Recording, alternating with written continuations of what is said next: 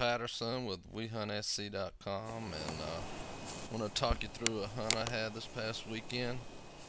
As you can see, you've got a doe walking in between me and the corn right now. That corn's probably about 35-40 yards out, and this deer came in right before dark, and there were some deer trailing it, and there was real thick, heavy cover. You can see the leaves still on the trees, and I didn't want to take that first shot at the doe because I wanted to see if the deer behind it were, fawns or maybe a bigger buck. I've been getting some good pictures of bucks on camera, and I didn't want to shoot this doe if it was with fawns or if it had a bigger buck trailing, so I just was videoing, and here you can see it auto-focused on the barrel, so I had to flip it out of the shot and move to the next one. But that deer stayed over to the left for a couple minutes and then came back, and even though I'm filming this deer in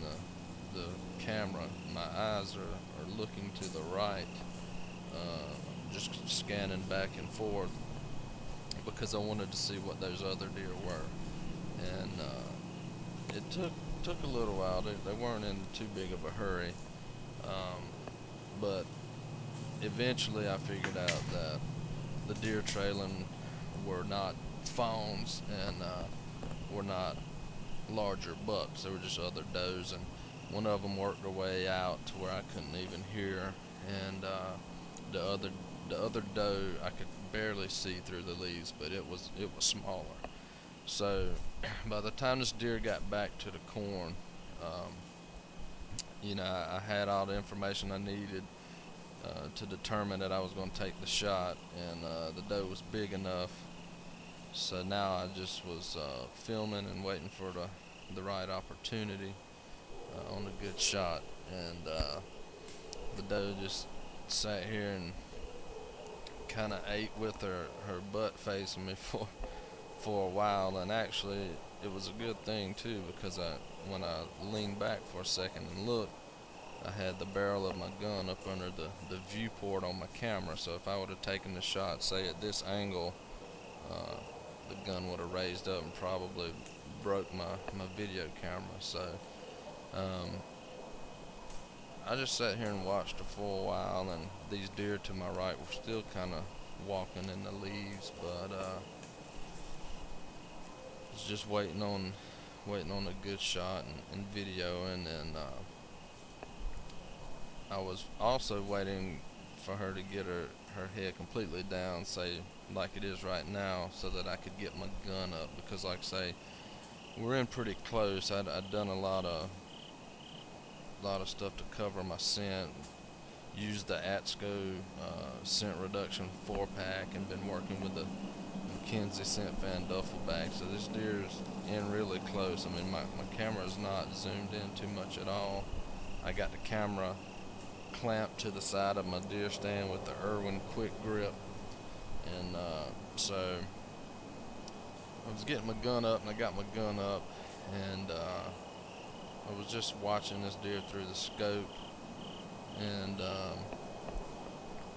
waiting on the good shot, which probably could have got it here, but I don't know if what I'm talking you through right now exactly lines up with the story as how it happened, because this deer stayed out here for probably 15 to 20 minutes, and I know I've cut the video down here for you so you won't have to sit here and watch the deer forever.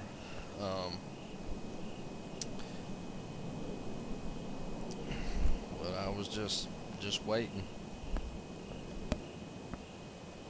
and also I was just sitting there thinking while I was hunting, that game camera sitting there taking pictures, and of this deer eating the corn, and also I'm going to be in the background of the picture, so if you hear this video or see this video, you have to check out the blog to see the picture. So eventually I know this deer is gonna turn and give me a good shot. So like I say, it's just a waiting game here.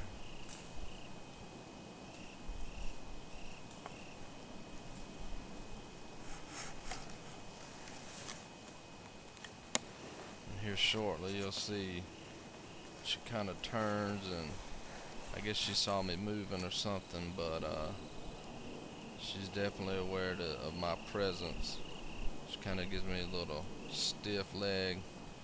See, she sees me right there, and she starts turning. Now I got a good shot now, and hit her, and probably 30-40 yards, and crashed. And another successful hunt.